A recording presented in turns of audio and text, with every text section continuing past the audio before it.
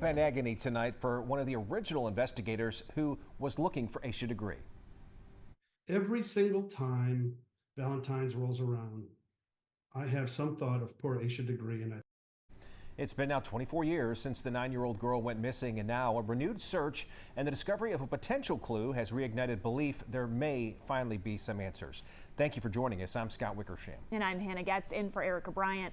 New tonight, Channel 9 veteran crime reporter Glenn Counts spoke with an FBI agent still troubled by Asha's disappearance. He's live for us tonight at Charlotte's FBI headquarters. Glenn? Well, Hannah, this has never been a cold case to the FBI. It has always been active. There have been billboards and a reward down through the years, but nothing has ever moved the needle.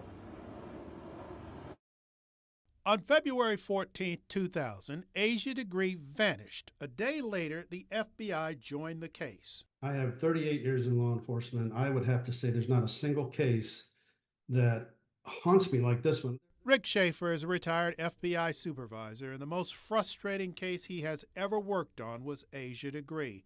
To this day, he carries her picture. Her eyes were bright and full of life, and you could just tell she was just a wonderful, good-hearted child. It's been 24 years since the 9-year-old disappeared. Over the past couple of days, the FBI, SBI, and Cleveland County Sheriff's Office searched the area off of Cherryville Road in Shelby.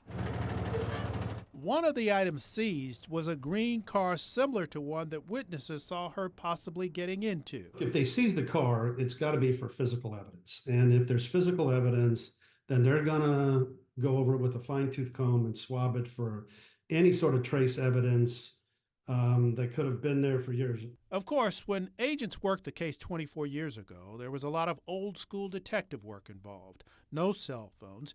DNA testing wasn't nearly as advanced as it is now. With all of the hundreds of interviews, including with her family members, there is one question agents were never able to answer. There has to be some reason why she decided to leave in the still of the night out of her home, and we were never able to determine it. Schaefer is hoping that this latest search will lead to something that will give her family peace. I do tell you, every single time Valentine's rolls around, I have some thought of poor Asha Degree, and I think of myself of that 9-year-old little girl walking all alone out on the road. Don't understand how she did it, why she did it, and it's tormented me as well as every agent that's had it. Now, Schaefer is a grandfather, and that's one of the reasons he's been so touched by this case. He says it's just tough to imagine what Asha Degree's parents have been through.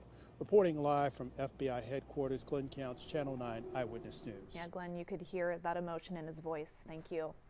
Our coverage continues online. There we have the latest information pouring in, plus the timeline laid out in past interviews with family and police over the past 2 decades.